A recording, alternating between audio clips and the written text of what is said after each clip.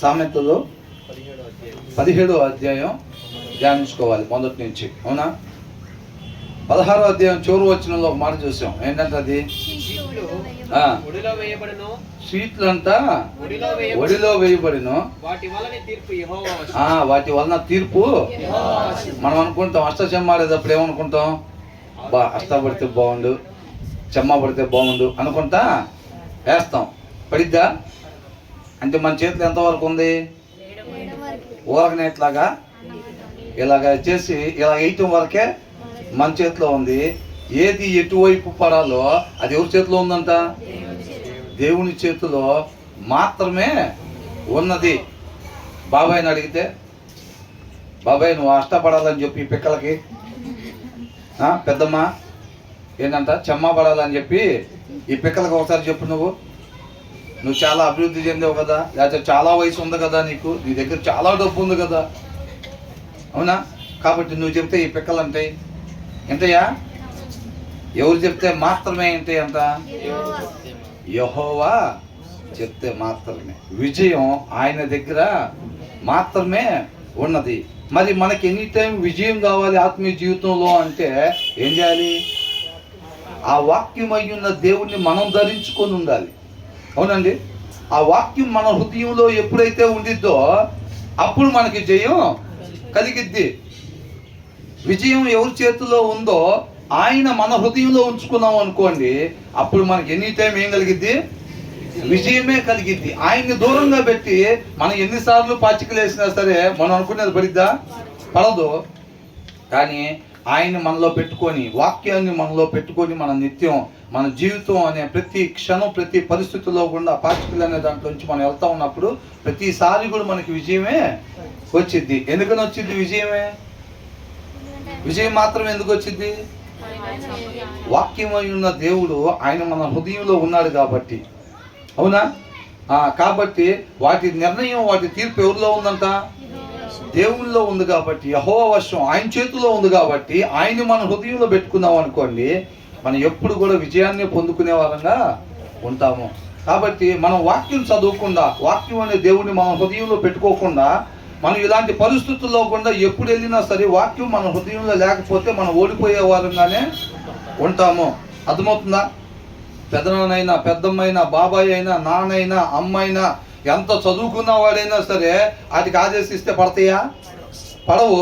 ఎవరు ఆదేశించాలంటే ఎవరి చేతిలో ఉంటుందంట?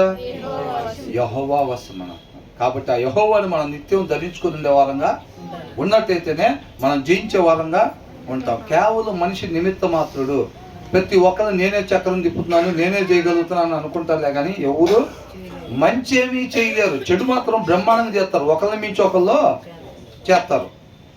ఆ ఒక్కటే తిని తప్పండి ఆదాం కూడా తిన్నాడా? సరిపోయిందిగా. ఇక నేను మంచోడిని, నేను జ్ఞానవంతుని అనుకోవటానికి ఏమైనా ఉందా? ఎదురు అతిశయపడటానికి ఏమీ లేదు అక్కడ. ప్రతి మనిషి కూడా వాళ్ళు ఒక నమూనా లాంటి వాళ్ళు అనమాట. అర్థమవుతుందండి? మనం మంచిది కూడా చేయలేము అన్నమాట. మంచి మాత్రమే మనం చెయ్యాలి అంటే ఆ వాక్యమైన దేవుని నిత్యం మన హృదయంలో కలిగి ఉండాలన్నమాట. 17వ అధ్యాయం మొదటి వచనం. ఏం భోజన పదార్థాలు అంట?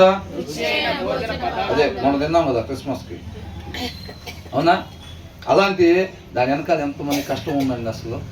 మనమైతే చక్కగా గబగబా తినేసి హ్యాపీగా బ్రహ్మాండంగా ఉంది ఇప్పుడైతే మనం అనుకుని వెళ్ళిపోయాం. దాని వెనకాల ఎంతమంది కష్టం ఉంది, ఎంతమంది దేవుడి ప్రేమ ఉంది దాని వెనకాల. దాన్ని చూస్తున్నామా మనం? దాన్ని మనం చూడగలిగే వాళ్ళంగా ఉండాలన్నమాట. ప్రతిసారి కూడా ఇక్కడ నుంచుంటే ఎంత బాగుంది అసలు. అంతకుముందు ఎలా ఉండేది? సౌండ్ అవ్వగా నాకు చూస్తూ ఉండేవాడు. నేను ఇది చెప్తూ ఉండేవాడిని. ఏం చేస్తూ ఉండేవాళ్ళు? అది చూస్తూ ఉండేవారు. కొద్ది సౌండ్ అవ్వగా ఈ లోపల ఇటు నుంచి ఏదో వచ్చేది. మాకు ఓ పక్కన వెనక నుంచి ఏమొస్తాయని మా భయ. అవునా కదా? ఎలా ఉండేది? ఇప్పుడు ఎలా ఉంది? ఆహా ఎంత బాగుంది అసలు అన్నట్టుగా ఉంది. దీని వెనకాల ఎవరెవరి కష్టం బ్రదర్ అన్నట్టుగా ఎంతో మందికి అవసరతలు ఉన్నా సరే వాళ్ళు గుప్పిళ్ళు విప్పిన ప్రేమ. అవునా కదా? వాళ్ళు కూర్చోటానికి ఇప్పారా? అందరూ సహోదరులు సహోదరులు అందరూ కూడా చక్కగా కంఫర్ట్గా డిస్టర్బెన్స్ లేకుండా వాక్యం వినాలి అనే ఒక ప్రేమతో, దేవుని ప్రేమతో వాళ్ళందరూ కూడా చేసిన కార్యం అన్నమాట ఇది. అవును కదా. కాబట్టి రుచికరమైన భోజన పదార్థములను ఆ, కలహముతో కూడి ఉండిన ఆ, ఇంట నుండుట కంటే ఆ, నెమ్మది కలిగి ఉండి ఆ. వట్టే రొట్టె ముక్క తినుట మేలు. వట్టె రొట్టె ముక్క తినుట మేలు. మేలు. అంటే దీన్ని బట్టి ఏం నేర్చుకుంటున్నాం మనం ఈ వచనం బట్టి? బెటర్ ఏ డ్రై క్రస్ట్. డ్రై క్రస్ట్ అని అంటే మనకి బ్రెడ్ వచ్చింది కదండి, బ్రెడ్ కొనుక్కొచ్చుకుంటాం కదా, ఆ బ్రెడ్లో పై భాగం ఉంటుంది చూసారా, పైన ఉండేది అది ఎలా ఉంటుంది? ఆ కింద ఉన్నట్టుగా మెత్తగా సాఫ్ట్గా ఉండిద్దా? పైన ఎలా ఉంటుంది? గట్టిగా ఉండిద్ది. అవునా? ఆ పై భాగాన్ని చెప్తున్నారనమాట. Better A dry crust with peace అని అంటున్నాడు. ఏంటంట? నెమ్మది, సమాధానం, శాంతి కలిగి ఆ రొట్టె ముక్క తినుట మేలు అని అంటున్నాడు. దేనికన్నా? కలహాలు కలిగిన కుటుంబంలో రుచికరమైన భోజన పదార్థాలు తినేదానికన్నా. అర్థమవుతుందండి? ప్రేమ లేకుండా ఎన్ని ఐటమ్స్ మనకి పెట్టినా అక్కడికి పోయి తినబుద్ధి అవుతుంది అసలు మనకి. వాళ్ళ గొప్పతనం చూపించుకోవటానికో లేకపోతే ఏదో మేము ఏదో పడేస్తున్నాం మీకు అన్నట్టుగా ఏదో పెట్టేవాళ్ళు ఉన్నారు అనుకోండి, అక్కడికి పోయి తినబుద్ధి అవుతుందా? ఎవరన్నా ప్రేమతో ఒక చిన్న రొట్టె ముక్క ఇస్తారు అనుకోండి, మన ముందు వాళ్ళు ఉన్నారు వీళ్ళు ఉన్నారు, ఎవరి దగ్గరికి వెళ్తాం? 4 చివాట్లు పెట్టించుకొని అయినా ప్రేమ లేకపోయినా 4 ముక్కలు తినొస్తే బాగుండిద్దిరా అని అనిపించిద్దా? ప్రేమతో ఒక రొట్టె ముక్క ఇచ్చి చక్కగా ఒక చిన్న కాఫీ టీ ఇచ్చినా సరే మనం ఎక్కడికే వెళ్దాం అనుకుంటాంలే, కానీ ప్రేమ లేకుండా ఉండే దగ్గరికి మనం తినడానికి వెళ్ళబుద్ధి అవ్వదు ఎవరికి కూడా. అవునా? ఇక్కడ 2 విషయాలు చెప్తున్నారు. ఏమంటున్నారు? Better A dry crust with peace అని అంటున్నారు. శాంతి, సమాధానం ఉన్న దగ్గర రొట్టె ముక్క తినటమే మనకి మేలు. కానీ ఇంకేమంటున్నాడు? Than a house full of feasting with strife అని అంటున్నారు. కలహాలు. అర్థమవుతుందండి? అహంకారం, గర్వం, కలహాలు, ఇప్పుడు ఇవన్నీ ఉండే దగ్గర కంట మనం వెళ్ళకూడదు అని అంటున్నారు. వెళ్ళలేము ఆటోమేటిక్గా. ఇక్కడ ఈ 2 విషయాలు అండర్లైన్ చేసుకోవాల్సింది ఏంటంటే, ఒకటి సమాధానము, రెండోది కలహాలు అని అంటున్నాడు. ఇలా ఉండాలి, ఇలాగా ఉండకూడదు అని చెప్తున్నారు. అంటే మనం ఎలా ఉండాలి? కలహాలు కలిగి ఉండాలా? సమాధానం. ఈ రెండు ప్రదేశాల నుంచి వస్తాయి. ఒకటి సమాధానం వచ్చి ఎక్కడి నుంచి వచ్చింది? వాక్యమై ఉన్న దేవునిలో నుంచి వచ్చింది అనమాట ఆ సమాధానం. అవునా? ఇవాళ దేవుడు చెప్తున్నాడు సమాధానం ఉండాలి అని చెప్తున్నాడు, కలహాలు కలిగి ఉండకూడదు అని చెప్తున్నాడు. కాబట్టి మనం ఇలాగ సమాధానంగానే ఉండాలి అని అనుకుంటాం. ఎంతమంది అనుకుంటున్నారు అట్లా? ఎంతమంది అనుకుంటున్నారు సమాధానంగానే ఉండాలి నేను, కలహాలు కలిగి ఉండకూడదు నేను అని అనుకుంటున్నారా? మరి ఇప్పుడు ఆ సమాధానం కావాలంటే అది ఎక్కడ దొరికిద్దంట? ఏ కొట్లో దొరికిద్ది? వాక్యమై ఉన్న దేవునిలో ఉండే గుణలక్షణం అనమాట ఆ సమాధానం అనేది. అర్థమవుతుందా? మరి ఇప్పుడు ఆ సమాధానం మనలో రావాలి అని అంటే మనం ఎక్కడి నుంచి తెచ్చుకుంటాం దాన్ని? వాక్యమై ఉన్న దేవుణ్ణి ఎప్పుడైతే మనం హృదయంలో పెట్టుకుంటామో, వాక్యాన్ని ధ్యానిస్తామో, అది మన హృదయంలోకి వెళ్ళిద్ది. ఆయనలో ఉండే గుణలక్షణం ఆ సమాధానం. మనలో నుంచి ఆ సమాధానం బయటికి రావాలి అని అంటే మొట్టమొదటగా ఆ సమాధానం మనలో ఉండాలి. మన లోపల లేనిది బయటికి ఏది కూడా రాదు. మనలో నుంచి బయటకు వచ్చే ప్రతి ఒక్కటి కూడా మన లోపల ఉన్నదే వచ్చిద్ది. మరి ఆ సమాధానం మనలో నుంచి బయటికి రావాలి అని అంటే, ఆ ప్రేమతో మన ఇతరులకు ఆతిథ్యం ఇచ్చే వాళ్ళకి లాగా ఉండాలి అని అంటే, అది మొదటగా ఎక్కడ ఉండాలి? మన హృదయంలో ఉండాలి. అది అర్థమవుతుందండి? మన హృదయంలో సమాధానం లేకుండా అది మనలో నుంచి బయటికి రాదు. సోమరు ఏం చేస్తాడు? వాక్యం చదవడు. ఆత్మీయ సోమరులు ఏం చేస్తారు? అబ్బో ఇప్పుడు ఎక్కడ చదువుతాం వాక్యం అసలు, ఒకసారి ఒక అరగంట సేపు కూర్చొని ఇప్పుడు మనం చదవటం అంటే అదంతా బోరింగ్, ఇప్పుడు ఎక్కడ చదువుతాంలే అని చెప్పి సోమరు ఏం చేస్తాడంటే కష్టపడడు. వాక్యాన్ని తీసుకొని ఒళ్ళొంచి కష్టపడడు. ఇక్కడ లంకెల బిందులు ఉన్నాయి అంటే ఏం చేస్తారు? శుభ్రంగా బాసిపట్టలు వేసుకొని చిన్న పులుగు ఒకటి తెచ్చుకొని ఏం చేస్తారు? ఒకడు ఈ పక్కన, ఒకడు ఆ పక్కన, ఒకడు ఆ పక్కన కూర్చొని ముందు నాకు దొరికితే బాగుండు, నాకు దొరికితే బాగుండు అని చెప్పి, చేతికి బొబ్బలు వచ్చినాయి అనుకోండి, కొద్ది దూరం తవ్వేసరికి ఈ చేతికి బొబ్బలు వస్తే పొదుగు ఈ చేతితో తీసుకొని వచ్చినారా పైన ఎంత కష్టపడతారో. అవునా? మరి వాక్యం విలువైందా లేకపోతే లంక బిందుల్లో ఉండే నిధి విలువైందా? మరి దీనికాడ తవ్వద్దా? దీనికాడ తవ్వాలా లేదా? వాక్యం దగ్గర కూర్చొని ఒక పావు గంట సేపు చదవటం, ఒక అరగంట సేపు చదవటం అంటే వాక్య సారాంశం అంటే గుప్త నిధి లాంటిదంట. దాన్ని హిడెన్ ట్రెజర్ని ఎతికినట్టు, గుప్త నిధిని ఎతికినట్టుగా దాన్ని వెతకాలి. వాక్యం దగ్గర కూర్చొని మనం చదివేటప్పుడు ఏంటంటే దాని లోపల సారాంశం సత్యం. ఆ సత్యం మనల్ని చూడాలండి. ఇటు చూడాలి మీరు. ఒకళ్ళు చూస్తారు, అది చెప్పే కదా పోయినసారి, ఒక ఆయనకి అక్కడ నుంచొని పైకి చూస్తూ ఉంటే రెండో ఆయన వచ్చి ఏంటి నన్ను చూస్తున్నాడు అని చెప్పి ఈయన కూడా చూస్తున్నాడు. వీళ్ళు దారిని పోతా వీళ్ళిద్దరు ఏంటి అటు చూస్తున్నారు అని చెప్పి పైకి చూస్తున్నారంట వాళ్ళు కూడా. ఇంకా అట్లా ఒకరిని చూసి ఒకళ్ళు అందరూ వచ్చి పైకి చూస్తున్నారంట. ఏం చూస్తున్నారు? ఏమో నాకు తెలియదు. ఆయన చూస్తున్నాడు. ఇంతకు ఫస్ట్ ఆయన దగ్గరికి పోయింది వ్యవహారం. ఏం చూస్తున్నావు నువ్వు? ఇందాక నుంచి చూస్తున్నావు అంటే నాకు మెడబట్టేసిందండి అన్నాడంట. అవునా? ఆయనకి మెడబట్టేసి ఆయన చూస్తే వీళ్ళందరూ ఏం చేస్తున్నారు? ఒకళ్ళు అందరూ ఇట్లా ఉన్నప్పుడు ఏమవుతుందంటే ఒకళ్ళు ఎమ్మటి ఇట్లా అంటారు, ఆమె ఏంటనింది, కొంపతీసి ఏమైనా పంచుతున్నారేమో, ఏంటంట ఏమన్నా పంచుతున్నారేమో, నేను మిస్ అవుతానని చెప్పి ఈ వాక్యం వదిలిపెట్టి ఏం చేస్తారు? ఆ ఒక్కతే తీసుకునిద్దాం నా పెట్టకుండా అని చెప్పి ఎమ్మటి ఏమో చూసేది. ఏమో చూడంగానే ఏం అవతలు ఉండే వాళ్ళు ఉంటారు. వాళ్ళేంటి నాకు పెట్టకుండా అది ఇద్దరు ఏమో తీసుకుంటున్నట్టున్నారు అని చెప్పి ఏమో కూడా అది ఒక్కసారి అటు పోయి ఇటు వస్తారు అంతే. తీరా అటు చూసిన తర్వాత ఏం లేదురా అనుకుంటారు, ఇటు తిరుగుతారు. లింక్ మిస్ అయిపోయింది. అంటే అందుకనే 2-3 సార్లు చెప్పేది.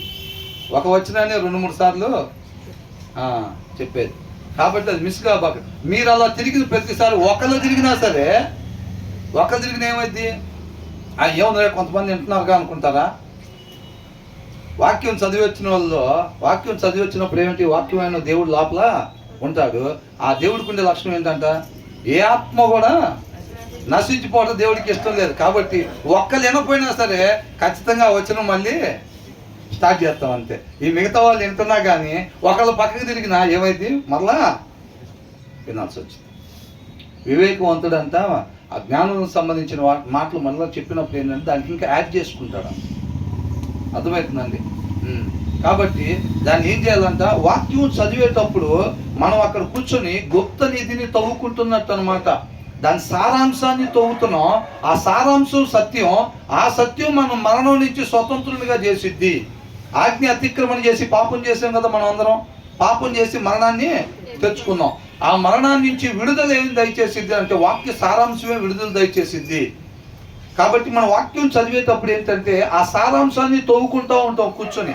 సోమరులు ఏం చేస్తారంటే ఇప్పుడు మనం ఎక్కడ తవ్వుతాంలే, ఎవడన్నా తవ్వి వచ్చి ఇగో లంకి బిందులు అని చెప్పి మన దోషిట్లో పెడితే దాన్ని ఎట్ట ఖర్చు పెట్టాలని ప్లాన్లు వేస్తూ ఉంటాడు.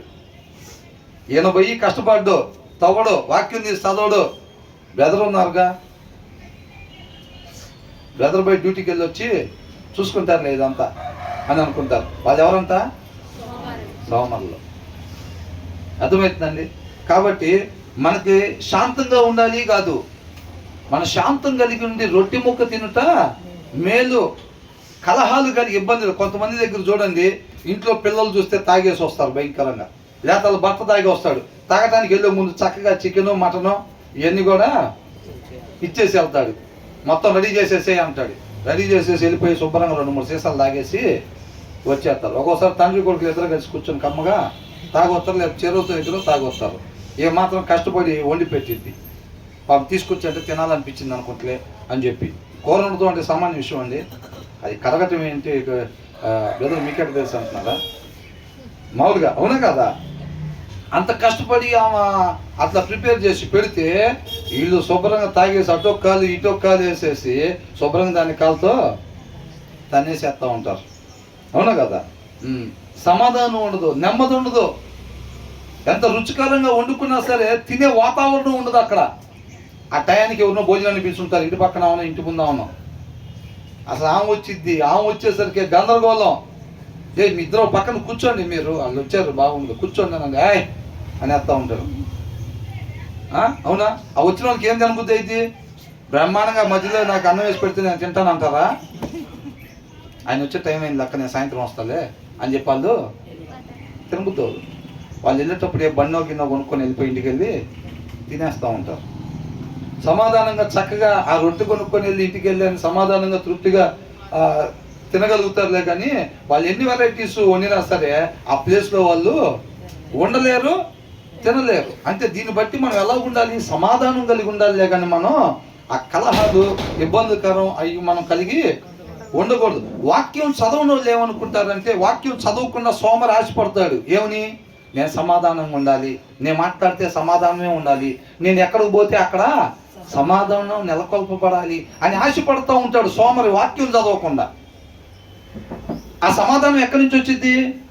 వాక్యమై ఉన్న దేవుణ్ణిలో ఉండే గుణలక్షణం అది. ఆ వాక్యాన్ని మన హృదయంలో పెట్టుకోకుండా వీళ్ళ లోపల సమాధానం ఉండిద్దా? ఉండదు. కానీ ఏం ఆశపడుతున్నారు? నేను ఎక్కడికి పోయినా సమాధానమే ఉండాలి అని అనుకుంటున్నారు. అది ఆత్మీయ సోమరులు చేసే పని అన్నమాట. ఆ సోమరులు ఆశ నెరవేరకుండా ఎవరు చూస్తారంట? దేవుడే చూస్తాడంట. అర్థమైందండి? వీళ్ళు ఎక్కడికి పోయినా అక్కడ సమాధానం ఉండాలి. కష్టపడకుండా, వాక్యాన్ని చదవకుండా, దాని సారాంశాన్ని తవ్వకుండా, కష్టపడకుండా ఉండే వాళ్ళకంట వాళ్ళు కళ్ళగంటారు కదా, నేను ఎక్కడ పోయినా సమాధానం ఉండాలి అని చెప్పి. ఆ సమాధానం వాళ్ళు అనుకునేది జరగకుండా దేవుడే ముళ్ళ కంచెన అడ్డం వేస్తాడు అని అంటున్నాడు. అదండి, కష్టపడాలి ఏదైనా సరే మనం. అర్థమవుతుందా? కష్టపడాలి మనం. కాబట్టి ఆ సమాధానం మనం కలిగి ఉండాలి, ఆ కలహాలు మనం కలిగి ఉండకూడదు. ఈ లోకంలో వాక్యం లేని వాళ్ళల్లో ఏముంటుందంటే కలహాలే ఉంటాయి. వాడిని మోసం చేయాలి, ఎట్టగట్ట 10 మందిని మోసం చేసైనా సరే పెద్దవాళ్ళం కావాలి, డబ్బున్న వాళ్ళం కావాలి, ఏదో ఒక వ్యాపారం పెట్టి 100 మందిని మోసం చేసైనా సరే పెద్ద మనిషి అయిపోవాలి మనం అనుకుంటూ ఉంటారన్నమాట. ఆ దగ్గర ఏముంటుంది? కలహాలే ఉంటాయి. కానీ వాక్యమైన దేవుడు చెప్తున్నాడు, కలహాలు ఉండేవాళ్ళు నిత్య జీవానికి చేరరు. ఎవరిలో అయితే సమాధానం ఉంటుందో వాళ్ళు నన్ను పోలి జీవిస్తున్న వాళ్ళు రేపు నాతో పాటు యుగ యుగాలు వాళ్ళు మాత్రమే ఉంటారు అని అంటున్నాడు. కాబట్టి మనం ఈ లోకానికి వెలుగై ఉన్నాము, ఉప్పు అయి ఉన్నాము అంట. వెలుగు ఏం చేసిద్ది? ఆ లైట్ ఏం చేస్తుంది? వెలుతురుని ప్రకాశింపజేస్తుంది. మనం కూడా సత్యం అనే వెలుగుని ఈ లోకంలో ప్రకాశింపజేయాలి. అర్థమవుతుందండి? మన క్రైస్తవులుగా ఉండి ఈ కలహాన్ని లోకంలో చూపించడం కాదు. కలహము అంటే చీకటికి గుర్తు అన్నమాట. అర్థమవుతుందా? ఉండకూడని లక్షణము అని. కాబట్టి క్రైస్తవులు అది ఏమాత్రం కనపడటానికి వీలు లేదు. మనం మంచి మాదిరికరంగా మాత్రమే ఉండే వాళ్ళంగా మనం ఉండాలి. సమాధానం మాత్రమే మనం కలిగి ఉండాలి తప్ప మనలో కలహాలు ఏమాత్రం కూడా ఉండటానికి వీలు లేదు. మనం ఈ లోకానికి వెలుగు, ఉప్పు, ఒక మంచి మాదిరి. అదే ఒక మనిషి అనేవాడు అలా ఉండాలిరా, అలాగా సమాధానం కలిగి ఉండాలి, శాంతి కలిగి ఉండాలి, ఒక చక్కటి వాతావరణాన్ని క్రియేట్ చేసేవాళ్ళగా ఉండాలి ఒక మనిషి అనేవాడు. వాడు చూడండి ఎలా ఉంటున్నాడు, మనందరం కూడా అలాగా ఉండాలిరా అని చెప్పి అలా ఒక మంచి మాదిరిని కనపరిచే వాళ్ళంగా మనం ఉండాలి. అంటే అలా మంచి మాదిరిని మనం కనపరచాలి అని అంటే ఆ గుణలక్షణం మనలో రావాలి అని అంటే అది మన వల్ల అయ్యే పని కాదు. ఆ వాక్యమై ఉన్న దేవుణ్ణి ఎప్పుడైతే మన జీవితం మీద అధికారం ఇస్తామో, మన హృదయంలో పెట్టుకుంటామో, ఆయనలో ఉండే లక్షణం మనలో నుంచి బయటికి వచ్చింది. మనలో ఆయన్ని చూపించగలుగుతాం అన్నమాట. మనలో ఎవరిని చూపించాలి? మనమేనా? మనమే కనపడాలా? మనలో క్రీస్తు కనపడాలన్నమాట. అందరూ ఆయన వల్లే ఉండాలి, ఆయన్ని పోలి జీవించాలి. అర్థమవుతుందండి? అది వాక్యమైన దేవుడు లేకుండా అది మన వలన అయ్యే పని కాదు. అలాగే నేను వాక్యం చదవకుండా నేను సమాధానాన్ని నెలకొల్పాలి, సమాధానం కలిగి ఉండాలి, సమాధానాన్ని ప్రకాశింపజేయాలని ఎవరైనా ఆశపడితే వాళ్ళు ఎవరంట? ఆత్మీయ సోమరులు అని అంటున్నాడు. కష్టపడాలి, వాక్యాన్ని చక్కగా శ్రద్ధ కలిగి మన హృదయంలో పెట్టుకోవాలి. ఆ సారాంశాన్ని వెతికి మన హృదయంలో పెట్టుకున్నట్టయితే దాంట్లో నుంచి వచ్చే గుణలక్షణం ఆ సమాధానం అన్నమాట. అప్పుడు మనం చక్కగా ఎక్కడికి వెళ్ళినా సరే ఇద్దరు గొడవలాడుకునే మధ్యలో ఒక విశ్వాసం వెళ్ళినప్పుడు ఏమైంది? ఇద్దరి మధ్యలో సమాధానాన్ని నెలకొల్పుతాడు అనమాట. ఎందుకు? ఈయన దగ్గర ఉంది అది లోపల, ఈయన దగ్గర ఉంది అది. ఈయన దగ్గర లోపల లేకపోతే ఎవరైనా సమాధానాన్ని నెలకొల్పుతారా?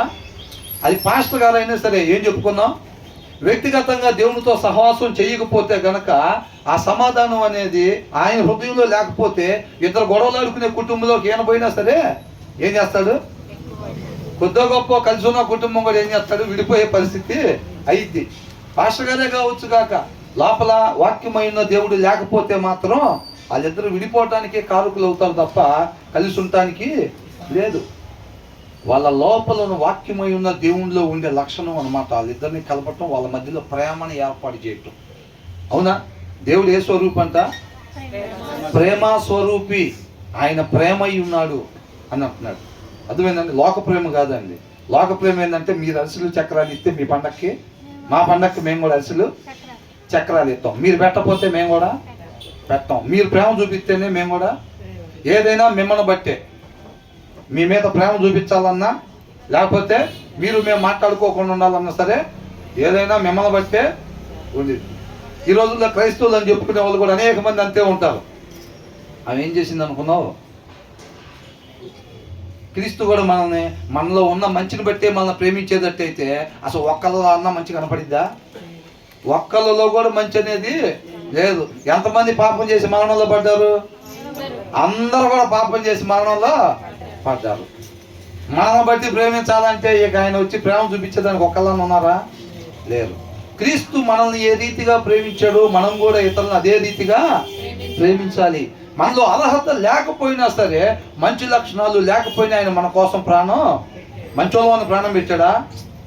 చెప్పిన మాట వినకుండా సృష్టికర్తను గుండెల మీద దాన్ని వద్దన్న పని చేసి ఆయన గుండెల మీద దాన్నాం తంతే ఆయన ఏం చేశాడు? మన కోసం వచ్చి ప్రాణం పెట్టాడు. దాంట్లో నుంచి ఒక చొక్క వాత్సల్యత తల్లిలోకి వచ్చింది అంతే. తల్లికి ఎక్కడి నుంచి వచ్చిందండి అది? పిల్లల పట్ల వాత్సల్యత తల్లికి ఎక్కడి నుంచి వచ్చింది? ఆయనలో ఉండే మహాసముద్రంలో నుంచి జస్ట్ ఒక చుక్క లాంటి వాత్సల్యత. ఆ చుక్కను చూసే లోకం అమ్మో తల్లిని మించిన దైవం లేదని రాసేసారు పుస్తకాల్లో. ఏది? చుక్కను చూసి. వాళ్ళు సముద్రం చూడట్లా. సముద్రం చూస్తే ఇంకా సాష్టాంగ పడతామే ఇంకా దేవుడి ముందు. ఇక లెగవరు, పైకి లెగవమన్నా లెగవరు. అవునా కదా? వాళ్ళ కళ్ళ ముందే సముద్రం ఉంది, అయినా వాళ్ళు చూడలేని పరిస్థితి. వాళ్ళ కన్నులకు గుడ్డితనం కలుగు చేస్తుంది అన్నమాట. అది కాబట్టి వాళ్ళకి ఆ సముద్రాన్ని చూపించాల్సింది ఎవరు? మనమే. అవునా కదా? కాబట్టి ఈ వచనం నుంచి మనం ఏం నేర్చుకోవాలంటే, మనం సమాధానం మాత్రమే కలిగి ఉండాలి తప్ప కలహాలు మనం ఎప్పుడు కూడా కలిగి ఉండకూడదు. ఏ క్రైస్తవుల్లో కూడా కలహాలు అనేది కనపడకూడదు. ఎందుకంటే కలహాలు అనేది వాక్యం లేని హృదయంలో నుంచి వచ్చే లక్షణం అన్నమాట. అది అర్థమవుతుందండి? వాక్యం లేని హృదయంలో నుంచి వచ్చే లక్షణం అది, ఉండకూడనే లక్షణం అది కలహాలు అనేది. దేవుడు ఏమంటున్నాడు? నిన్ను వలే నీ పొరుగు వారిని ప్రేమించాలి. సహోదరులు ఐక్యత కలిగి ఉండట ఎంత మనోహరం. శుభ్రంగా తిట్టుకొని ఎవరు దారినాడు ఉంటే చూడటానికి ఎంత బాగుంటుంది. అట్లా రాసుందా?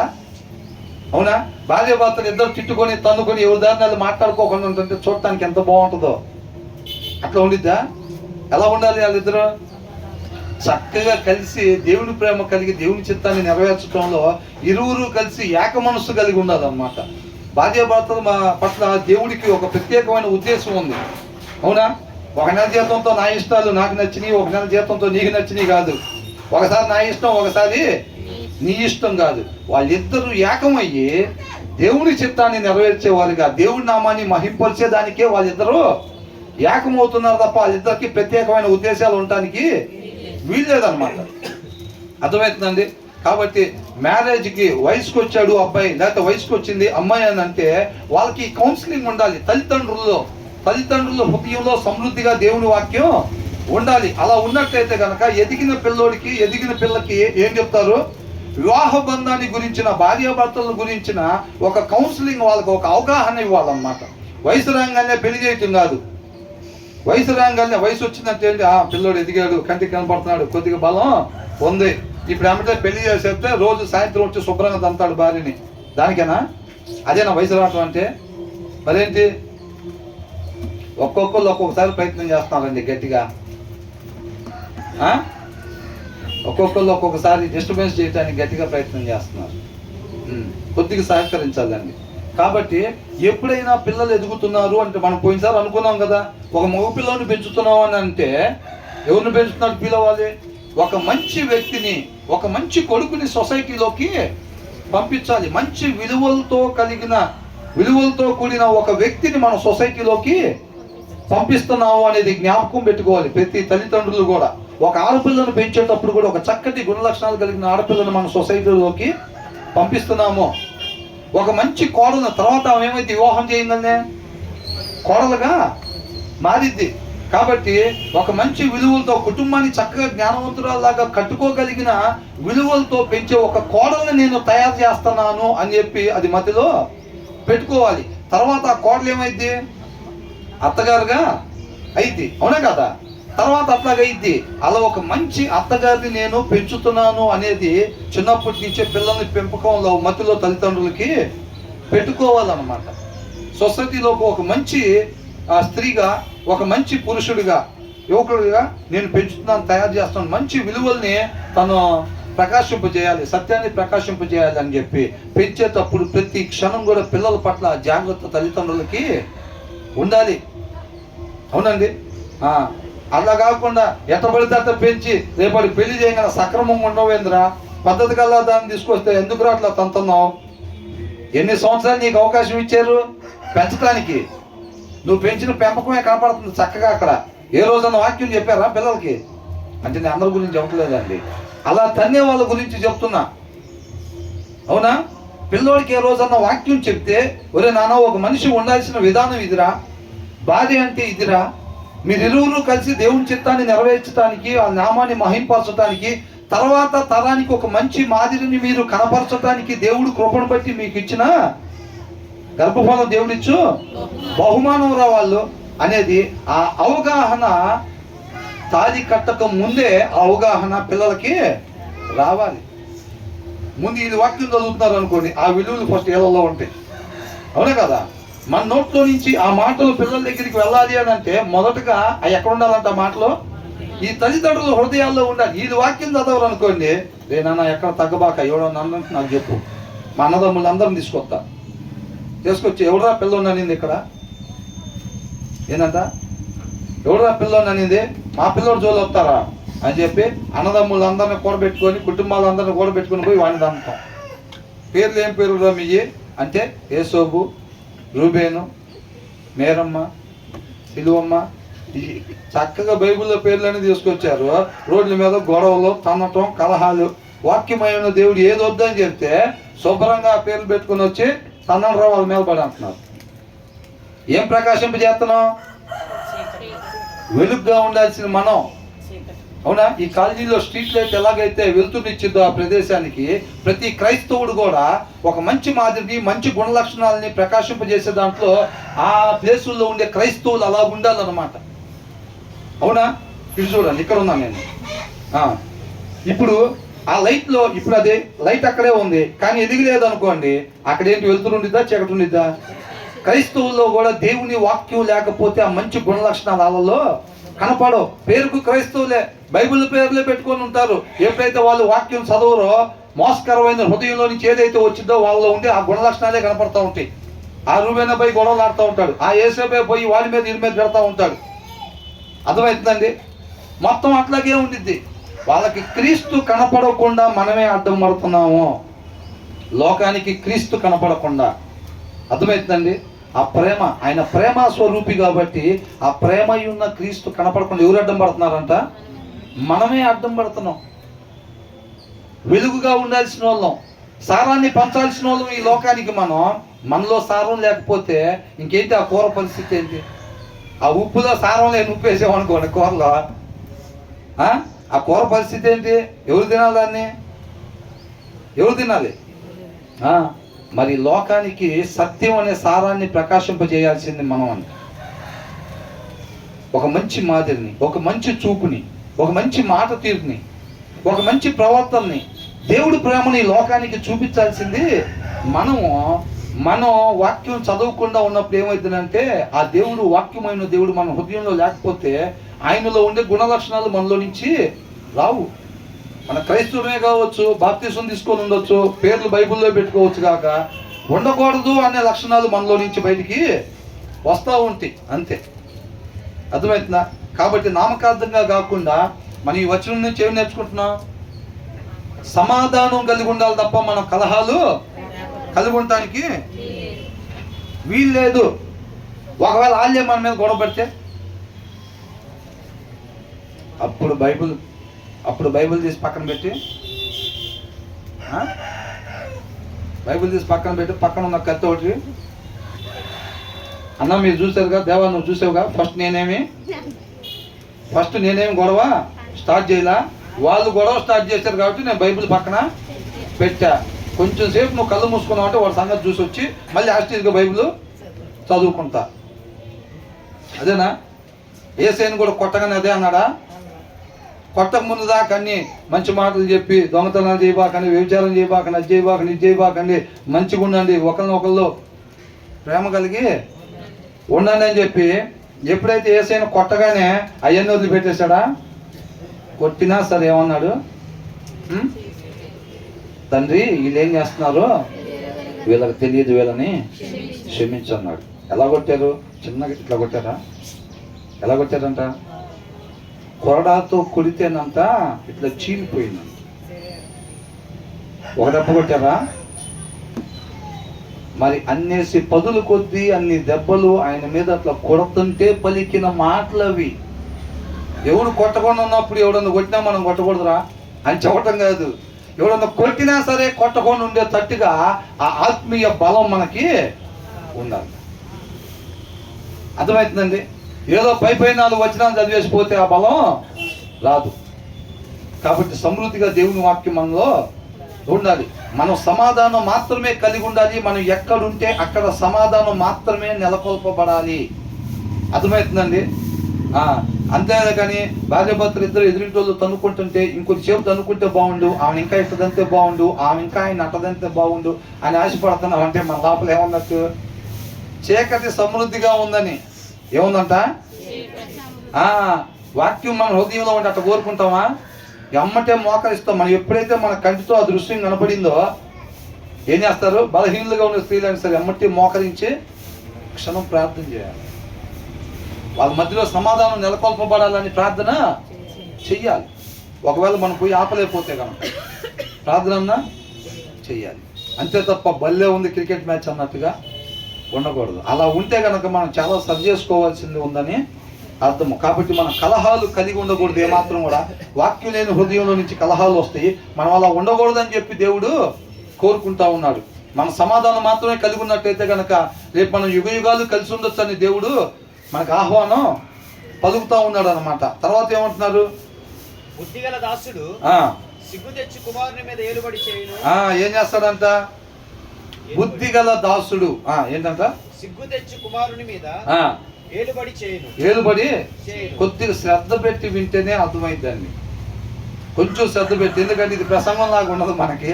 ఏదైనా కొంచెం శ్రద్ధ పెట్టి వింటేనే దాని సారాంశాన్ని మనం పొందుకోగలుగుతాం. ఆ సారాంశమే మనం బతికించింది అనమాట. బుద్ధిగల సేవకుడు ఏం చేస్తాడంట? సిగ్గు తెచ్చి కుమారుని మీద ఏలుబడి చేయును.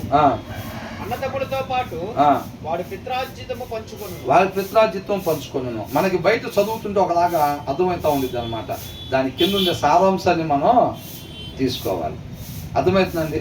ఈ లేఖనం అనేది ఇప్పుడు పైన ఉండే అక్షరాలు పైన కనపడే సర్ఫేసు. ఇప్పుడు అక్కడ లంక బిందులు అన్నాం కదా, ఆ పైన కనపడేది అనమాట అక్షరం. దాని కింద ఉండిద్ది సారాంశం. మనం దాన్ని తీసుకోవాలన్నమాట. అర్థమవుతుందండి? కాబట్టి ఇక్కడ ఏ ప్రూడెంట్ సర్వెంట్ అని అంటున్నాడు. అంటే వివేకము కలిగిన సేవకుడు, ఒక ఇంట్లో పనివాడు అని అంటున్నాడు. అర్థమవుతుందండి? ఎలాంటి పనివాడు అంట? వివేకము కలిగిన పనివాడు. అర్థమవుతుందండి? 2 రకాల మనుషుల గురించి చెప్పబడతా ఉంది వాక్యంలో. ప్రతిసారి కూడా ఒకళ్ళు వివేకవంతులు, రేపు నిత్య జీవులు ఆయనతో పాటు యుగాలు ఉండేవాళ్ళు. రెండో వాళ్ళు అవివేకులు, రేపు నిత్య నరకాగ్నిలో ఉండేవాళ్ళు. వివేకి ఏ రీతిగా ఉండాలో అక్కడ చెప్పబడతా ఉంది. మనం ఆ రీతిగా మాత్రమే ఉండాలి అని చెప్పి ఆశపడి ఆయన్ని ఆశ్రయిస్తే కనుక ఆయన మన తరపున పోరాటం చేసి యుద్ధాన్ని మనకి జయాన్ని అప్పగిస్తాడు. కాబట్టి ఇక్కడ ఏమంటున్నాడంట? వివేకవంతుడైన సేవకుడు అంట ఏం చేస్తాడంట? Will rule over a disgraceful son. అంటే ఇక్కడ ప్రూడెంట్, డిస్గ్రేస్ఫుల్ ఇద్దరు ఉన్నారన్నారు. అవునా? ఈ సేవకుడు ఎలా ఉన్నాడంట? వాళ్ళ ఇంట్లో పనిచేసే ఆయన ఎలా ఉన్నాడంట? ఎలా ఉన్నాడంట? వివేకము కలిగి ఉన్నాడంట. ఆ ఇంట్లో పని ఆయన గురించి ఒక తండ్రి ఉన్నాడండి. ఆ తండ్రికి కుమారుడు ఉన్నాడు. ఆ ఇంట్లో ఒక పనివాడు ఉన్నాడు అనమాట. ఆ పనివాడు ఎలా ఉన్నాడంట? వివేకము కలిగి ఉన్నాడంట. ఎక్కడ తెచ్చుకున్నాడు ఆయన? డిమార్ట్లోనా, డెకత్లో ఉన్నానా? ఎక్కడ తెచ్చుకున్నాడు అది? ఆయనకి ఆ వివేకం ఎక్కడి నుంచి వచ్చింది? వాక్యములో ఉండిద్ది అనమాట ఆ వివేకం అనేది. అర్థమవుతుందండి? ఆయన వివేకము కలిగి ప్రవర్తిస్తున్నాడు, వివేకం కలిగి మాట్లాడుతున్నాడు అని అంటే ఫస్ట్ ఆ వివేకం ఆయనలో ఉంటేనే అది వచ్చింది అనమాట. ఆయనలో ఎక్కడి నుంచి వచ్చింది? వాక్యమై ఉన్న దేవుణ్ణి ఆయన హృదయంలో పెట్టుకున్నాడు కాబట్టి ఆ దేవుళ్ళలో ఉండే గుణలక్షణం వివేకం అన్నమాట. అవునా? ఆ వివేకాన్ని ఆ ఇంట్లో పనివాడు కలిగి ఉన్నాడు. కానీ ఆయన కుమారుడు ఎలాగున్నాడంట? ఏ డిస్గ్రేస్ఫుల్ సన్, అంటే అవివేకిగా. అర్థమవుతుందండి? వాస్తవానికి ఆ తర్వాత ఏంటంట సూరి అన్నదమ్ములతో పాటు వాడు పిత్రార్జితం పంచుకొని పిత్రార్జితం ఇన్హెరిటెన్స్ అని ఇచ్చాడు. ఇన్హెరిటెన్స్ అని అంటే వారసత్వము. వారసత్వం అనేది వాళ్ళకు పుడితే రాదండి. అర్థమవుతుందండి? వాళ్ళకు పుట్టినంత మాత్రాన రాదు. ఆయనకు పుట్టిన కుమారుడు ఎలా ఉన్నాడంట? బుద్ధిహీనుడుగా, అవివేకిగా ఉన్నాడు. హృదయంలో వాక్యం లేకుండా ఉన్నాడు. ఒకటే గుర్తు, మనం మూర్ఖుడు అనుకున్నా, అవివేక అనుకున్నా సరే, బుద్ధిహీనుడు అనుకున్నా, వీళ్ళందరికి ఒకటే మాట ఏంటి? హృదయంలో వాక్యం లేనివాడు. వివేకి, బుద్ధి కలిగిన వాడు, భక్తిపరుడు, లేకపోతే ఇలాంటివన్నీ పెట్టారు అనుకోండి, వీళ్ళు ఎవరంట? హృదయంలో వాక్యం కలిగిన వాడు అని అర్థం. ఇక్కడ వివేకి అయిన సేవకుడు అని అంటే హృదయంలో వాక్యం కలిగిన పనివాడు ఆ ఇంట్లో ఉన్నాడంట. వాళ్ళ అబ్బాయి ఉన్నాడంట. అంటే లెక్క ప్రకారంగా వాస్తవానికి వారసత్వం కలిగి ఉండాల్సిన వాడు ఆయన ఎలా ఉన్నాడంట? హృదయంలో వాక్యం లేకుండా ఉన్నాడంట. అలా ఉండేటప్పుడంట ఇన్హెరిటెన్స్ అని అంటే ఆ పూర్వీకులు కలిగి ఉన్న గుణ లక్షణములు అని అర్థం అన్నమాట. అర్థమైందండి? వారసత్వంలో ఇన్హెరిటెన్స్. అక్కడ ఇన్హెరిటెన్స్ వాళ్ళ అబ్బాయికి రాదంట. ఎవరికి వచ్చిందంట? ఆ వివేకము కలిగిన ఆ పనివాడు ఆ తల్లిదండ్రులకు ఉండే ఆ గుణ లక్షణాలనంట ఈయన తర్వాత వాళ్ళకి ఒక మంచి మాదిరిని, ఒక ఆస్తిగా వాళ్ళకి ఇస్తాడు అని అంటున్నాడు. ఎలాగిస్తాడంట? ఆస్తిగా ఇస్తాడు. అంటే లెక్క ప్రకారంగా అయితే వాళ్ళ అబ్బాయి కలిగి ఉండాలి ఆ గుణ లక్షణాలు, అంతేనా కాదా? వారసత్వం అంటే ఎవరికి రావాలి? అందుకనే రాజకీయాల్లో కూడా ఏమంటా ఉంటారు? మా నాన్న వారసుడు, వాడు కాదు, ఆమె కాదు, నేనే ఆయనకు వారసుని అని అంటారు. ఇక్కడ కూడా ఒక మంచి నాయకుడు అంతకుముందు ఉన్నాడు, 37 సంవత్సరాల క్రితం ఒక మంచి నాయకుడు ఉన్నాడు. అవునా? ఎవరు అంటే అన్ని కులాల వాళ్ళు, అన్ని మతాల వాళ్ళు చూస్తారు కాబట్టి చెప్తున్నాను, కానీ నాకు తెలియదండి మంచి నాయకుడు అని అంతా. నేను లేను ఆ టైంలో. కాబట్టి చక్కగా రంగా గారు కూడా పెడతా ఉంటారు. పెట్టినప్పుడు ఒక మంచి నాయకుడిగా అంటారు. ఇప్పుడు వీళ్ళందరూ వచ్చి ఏమంటారు తర్వాత? ఆయనకి నిజమైన వారసుని నేనేనండి, అసలు వాళ్ళ అబ్బాయి కాదు, నేను నిజమైన వారసుని అని అంటూ ఉంటారు. ఎందుకని నిజమైన వారసుడు ఆయన? ఇప్పుడు ఈయన రాజశేఖర రెడ్డి గారి గురించి తీసుకుంటే ఆయన కూడా ఏమంటాడు? మా నాన్న వారసుడు, ఆయన కాదు, నిజంగా నేను వారసురాలని. ఎందుకంటే ఆయన ఆశయాల్ని తీసుకెళ్లేవాడిని, ఆయన లక్షణాలని చూపించేవాడిని నేను. ఆయన లక్షణాలని ఎవరు చూపిస్తారో వాళ్ళు ఇన్హెరిటెన్స్ పొందుకుంటారు తప్ప కొడుకుగా కూతురుగా పుట్టినంత మాత్రాన వాళ్ళ నాన్న లక్షణాలు కానీ తర్వాత తరానికి అందించలేకపోతే వాళ్ళు వారసులు కాదు అని అన్నమాట. అర్థమవుతుందండి? వాస్తవానికి వాళ్ళ అబ్బాయి వివేకము కలిగి వాక్యమైన దేవుని తన హృదయంలో పెట్టుకొని వివేకము కలిగి, వివేకం ఏం చేసింది? చేయాల్సిన పని మాత్రమే చేసేటట్టుగా చేసింది. కాబట్టి వాళ్ళ నాన్నగారిలో ఉన్న ఆ గుణ లక్షణాలు, మంచి గుణాలు ఏవైతే ఉన్నాయో ఆ ఉండాల్సిన వాటిని చక్కగా వాళ్ళ అబ్బాయి కూడా తెచ్చుకొని ఆ అబ్బాయి ఏం చేయాలంట? దాన్ని తర్వాత తరానికి అందించాలన్నమాట. దాన్ని వారసత్వం అని అంటారు. కానీ ఇక్కడ వాళ్ళ అబ్బాయి చూస్తే ఎలా ఉన్నాడు? అవివేకిగా ఉన్నాడు. అందుకనే దేవుడు కూడా అంటున్నాడు. ఏమంటున్నాడు సూర్య? ఏంటంట? మేము అబ్రహాం సంతానం అని అన్నారు వాళ్ళు. వాస్తవానికి వాళ్ళు అబ్రహాం సంతానమే. ఏది? శారీరకంగా చూస్తే వాళ్ళు అబ్రహాం సంతానమే. దేవుడు ఏమంటున్నాడు? యేసుక్రీస్తు వారు మీ తండ్రి అబ్రహాం కాదు, మీరు అబ్రహాం సంతానం అయితే అబ్రహాం క్రియలు మీలో ఉండేవి. మీలో ఉన్న క్రియలను బట్టి చూస్తే మీ తండ్రి అపవాది అని అంటున్నాడు. ఏంటంట? ఎవరంట? మీలో ఉన్న క్రియలను బట్టి చూస్తే మీ తండ్రి అపవాది తప్ప అబ్రహాము కాదు. మీరు అనుకుంటున్నారు అలాగంతే అంటున్నాడు. వీళ్ళ అబ్బాయిని కూడా అడిగితే ఏం చెప్తాడు? ఈ వివేకం లేని కొడుకుని అడిగితే ఏం చెప్తాడు? మా నాన్న వారసుని నేనే అంటాడు. అవునా? మీ నాన్నలో ఉండే మంచి లక్షణాలు ఒక్కటి కూడా నీలో లేవురా, నువ్వెట్టాగవుతావురా వారసుడివి? వాడిని చూడురా, మీ ఇంట్లో పన్నోడు, వాడికి వచ్చి నీ చక్కగా ఆ ప్రేమ, వాత్సల్యం, కరుణ, జాలి, దయ వాడికి వచ్చినాయి. మీ తర్వాత తరానికి ఆ మంచి గుణ లక్షణాలని ఆస్తిగా మీ నాన్న దగ్గర నుంచి వాడు పొందుకున్నాడు, వాడిస్తున్నాడు తర్వాత వాళ్ళకి. మీ నాన్న వారసుడు వాడేరా, నువ్వు కాదని అంటారు. అవునా? అది అంటున్నారు అనమాట. వివేకము కలిగిన, ఇక్కడ ఏంటంటే అంటే మన కొడుక కూతురా లేకపోతే తండ్రా ఏ ప్లేస్ లో ఉన్నాం అనేది కాదు. ఇక్కడ ఒకటి వివేకము కలిగిన పనివాడు, వివేకము లేని కొడుకు. అర్థమవుతుందండి? ఇక్కడ మనం అండర్లైన్ చేసుకోవాల్సిన పదాలు ఏంటంటే వివేకము కలిగి ఉంటే ఆ మంచి గుణ లక్షణాలు తీసుకుని మనం తర్వాత తరానికి మనం అందించాలి. ఒక మంచి మాదిరిని కనపరచాలి. మంచి మాదిరిని ఎవరైతే కనపరుస్తారో వాళ్ళు వారసులుగా వారసత్వాన్ని కలిగి ఉంటారు తప్ప కొడుకైనంత మాత్రాన, మీరు క్రైస్తవులైనంత మాత్రాన, నేను క్రైస్తవుని అయినంత మాత్రాన మనకేం ఆ వారసత్వం రాదు. అన్యులైనా సరే వాక్యము ద్వారా కనబడ్డారు అని అంటే, అవునా? క్రొత్తగా జన్మించడం అంటే ఎలాగంటారు, ఎలా కనబడతారు వాళ్ళు? నోరు తెరవాలని. క్రొత్తగా జన్మిస్తేనే తప్ప నిత్య జీవానికి పోలేరంట. క్రొత్తగా జన్మించడం అంటే వాళ్ళు ఎక్కడి నుంచి జన్మిస్తారంట?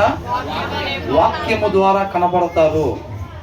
అవునా కదా? కొత్తగా వచ్చిన వాళ్ళకి చాలా వింతగా కూడా ఉండొచ్చేమో.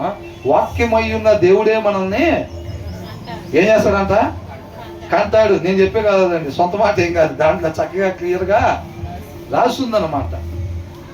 అన్యులైనప్పటికీ కూడా వాక్యము ద్వారా ఎవరైతే కనబడతారో ఆ నిర్మలమైన వాక్యం అనే పాల వలన ఎవరైతే రక్షణలో వృద్ధి చెందుతూ ఉంటారో వాళ్ళలోకి వస్తే ఆ గుణ లక్షణం. ఇటు చూడాలండి, ఇటు చూడాలి.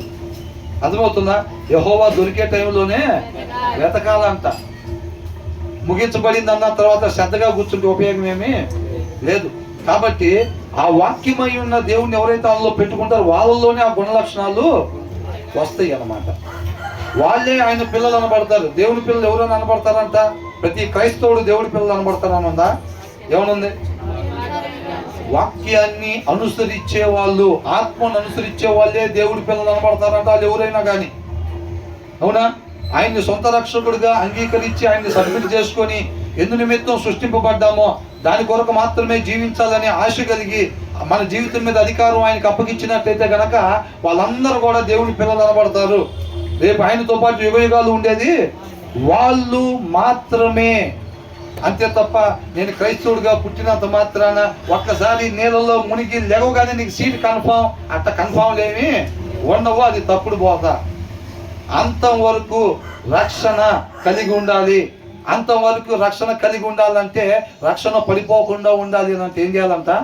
ఆ నిర్మలమైన వాక్యం అనే పాలు తాగుతూ ఉండటం వల్ల మనం రక్షణలో వృద్ధి చెందుతూ ఉంటాం, పడిపోకుండా ఉంటాం, అంతం వరకు రక్షణ కలిగి ఉంటాం. ఆ పాలు ఎప్పుడు దాకా తాగాలంట? అంతవరకు ఆ వాక్యం అనే పాలు తాగుతానే ఉండాలన్నమాట. అప్పుడే అంతం వరకు రక్షణలో ఉంటాం. అప్పుడప్పుడు రక్షణలోకి వచ్చిన చదవాలి వాక్యం. మనం చదివే పని ఏం లేదు, మనకు ఆల్రెడీ లోపల ఉండిద్ది. మొత్తం ఉండిద్దా? దావీదుకు ఉండదా? మోషేకు ఉండదా? మరి వాళ్ళకి లోపలంత చేతిగా ఉండేదైతే ఎందుకు పొరపాట్లు జరిగినాయి? అవునా కదా? నువ్వు ప్రతిదినం చదవాలని ఎందుకన్నాడు యెహోషువతో? మీరు కనాన్లోకి వెళ్ళిన తర్వాత అక్కడ ఎవరినైతే రాజుగా ఎన్నుకుంటారో ఆయన ఖచ్చితంగా ఒక కాపీ పెట్టుకొని ప్రతిదినం ఆయన చదవాలి. అప్పుడే ఆయన న్యాయంగా ఉండాలనే కోరిక కలిగి నన్ను ఆశ్రయిస్తాడు.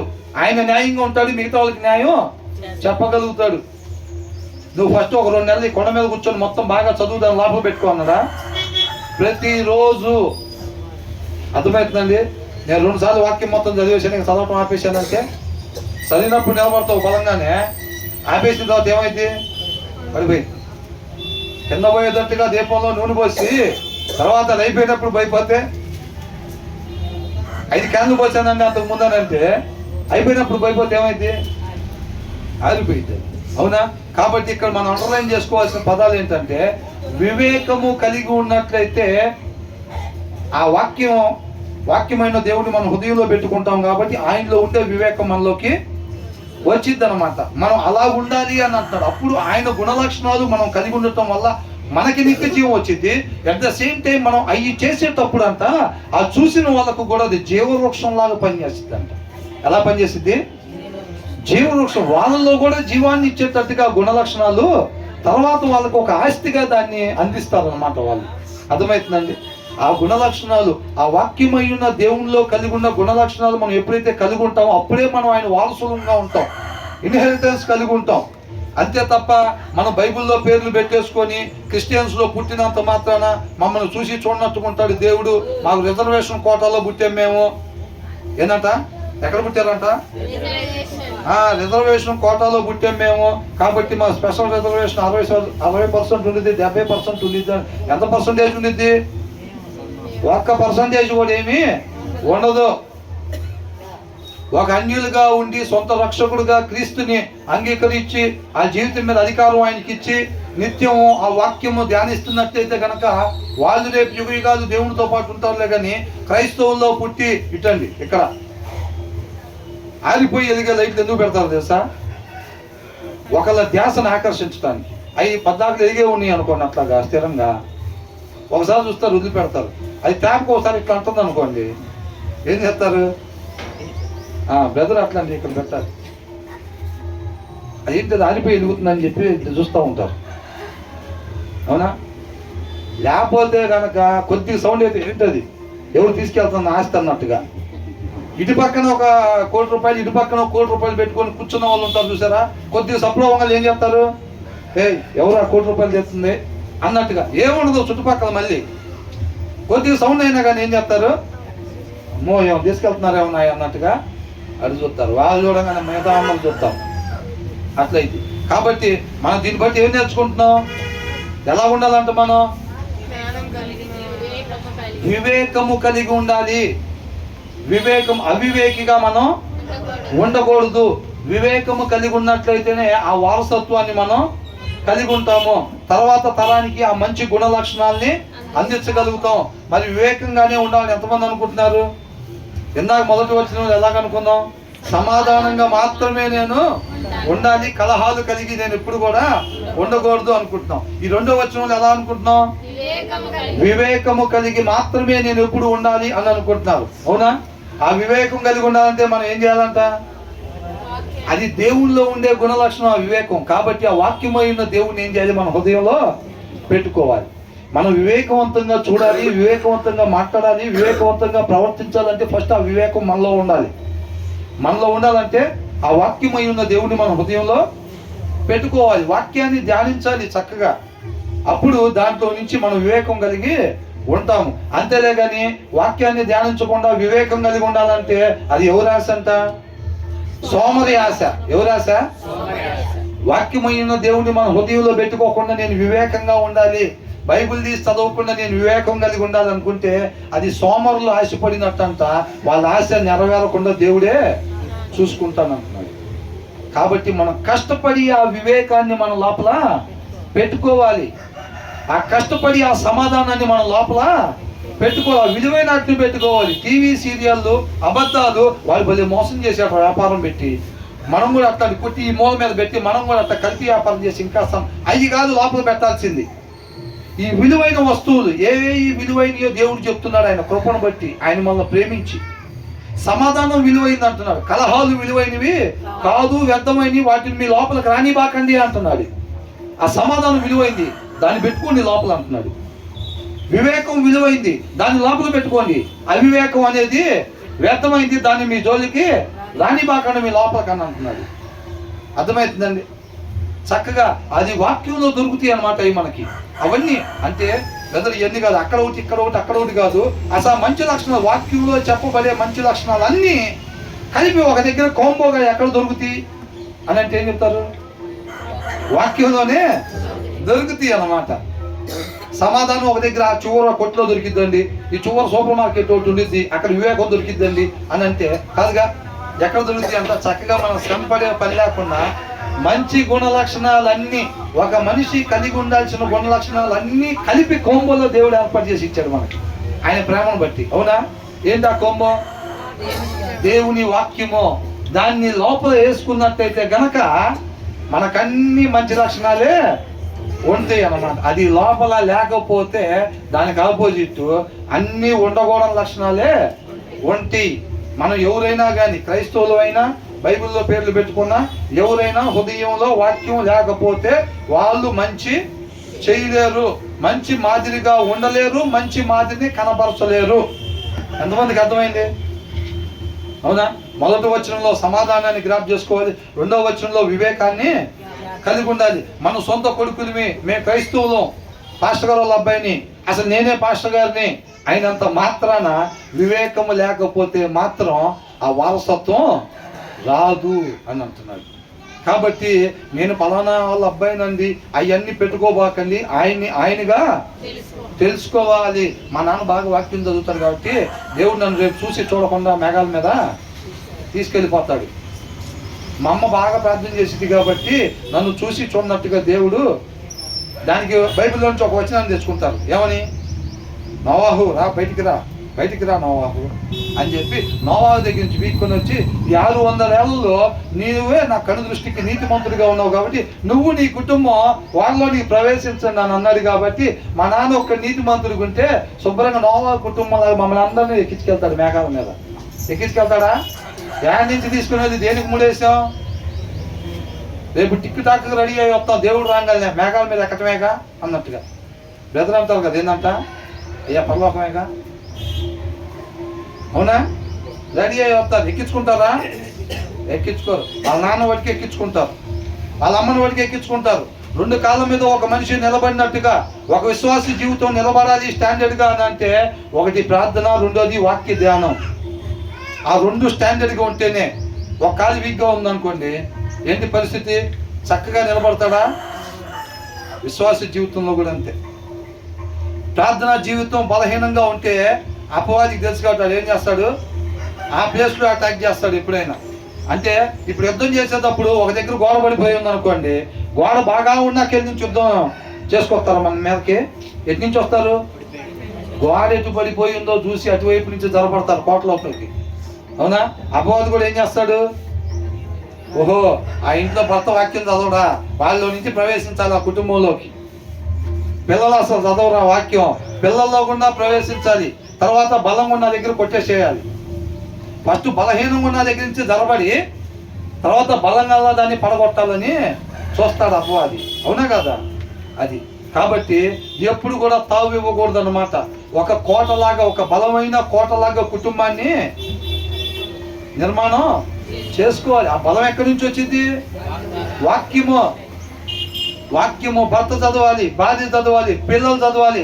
అందరిలో వాక్య సారాంశం ఉన్నట్టయితే దేవుని చూడంగానే దెయ్యాలు ఏమవుతాయి అంట? దురాత్మలో గల్లగద ఉనికి పారిపోతాయి అంట. ఎక్కడి నుంచి వెళ్ళిపోమనంగా ఏమవుతాయి? వెళ్ళిపోతాయి. దేవుడు లేకుండా, వాక్యమైన దేవుడు మనలో లేకుండా నువ్వు వెళ్ళిపోవాలంటే ఏం చెప్తే అక్కడ దండంగా నిద్రపోసి పరిగెట్టారంట. రాస్తుందా లేదా దాంట్లో? అట్లాగా మన వాటి మీద మన అపవాది మన కోటని ఏమీ చేయలేకుండా ఉండాలంటే ప్రతి ఒక్కరి హృదయాల్లో వాక్యం అనే దేవుడిని మనం పెట్టుకున్నట్టయితే కనుక మనలో ఉన్న దేవుడిని చూసా ఏం చేస్తే పారిపోతే మనల్ని ఏమీ చేయలేవు. కాదు మన గుమ్మాల కాడు ఉంటే కుక్కలాగా కాపలా. అవునా?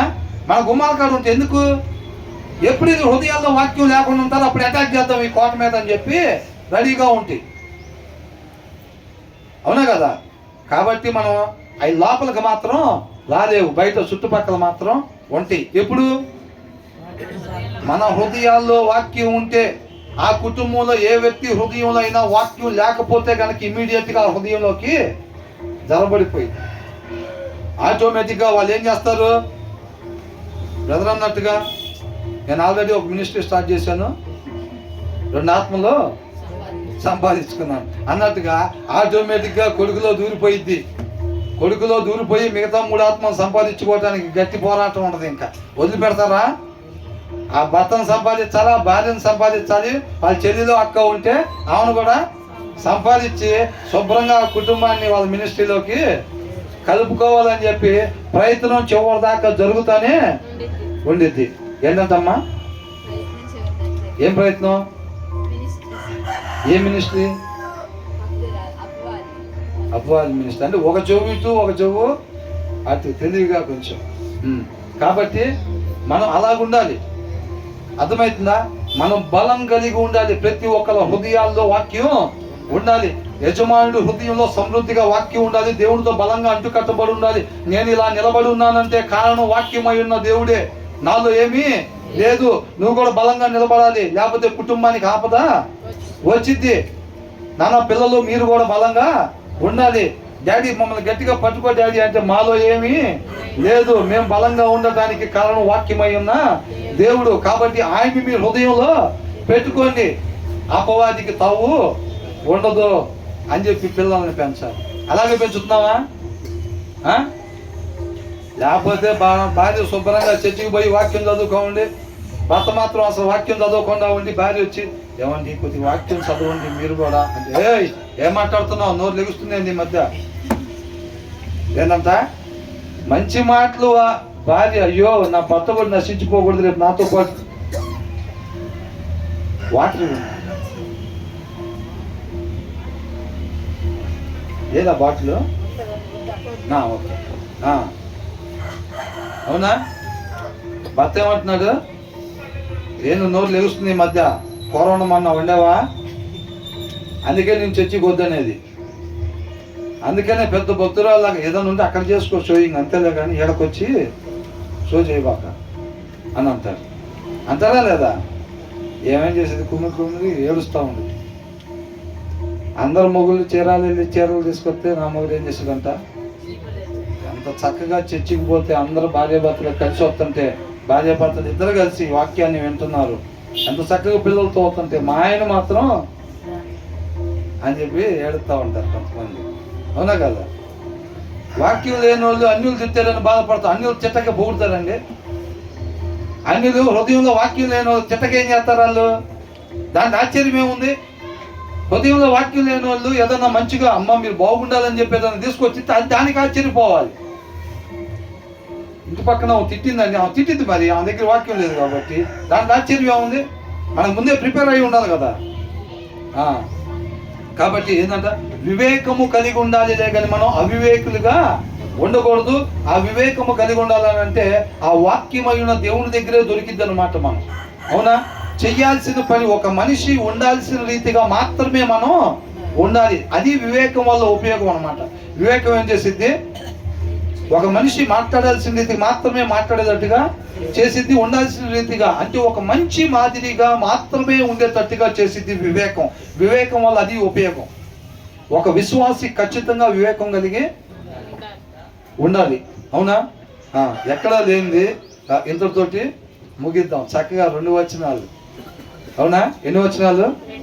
2 వచనాలు. ఎందుకన్నా ఎక్కువైతే చెప్పేసుకుందాం 5 వచనాలు 7 వచనాలు అనేది కాదు, కానీ మనం సారాంశాన్ని మిస్ అయిపోయి ముందుకు వెళ్ళిపోయే పరిస్థితి ఉండిద్ది అనమాట. కాబట్టి అలా కాకుండా బ్రదర్ కూడా అంటూ ఉంటారు, బ్రదర్ ఏంటి మళ్ళీ 2 వచనాలు 4 వచనాలు చెప్పినట్టుగా ఉందా అంటే, అన్న ఒక్కటి చెప్పినా సరే చక్కగా హృదయంలో నాటబడేటట్టుగా, హృదయం అనే పలక మీద రాయబడేటట్టుగా ఉండటం మేలు అన్నా. మనకి గబగబా సరిగ్గా రాయకుండా బోజరుగా కనపడకుండా రాసుకునే కన్నా హృదయంలో చక్కగా ఉండేటట్టుగా, హృదయంలో నాటబడేటట్టుగా 2 మాటలు చెప్పుకున్నా మనకి అదే మంచిదన్న.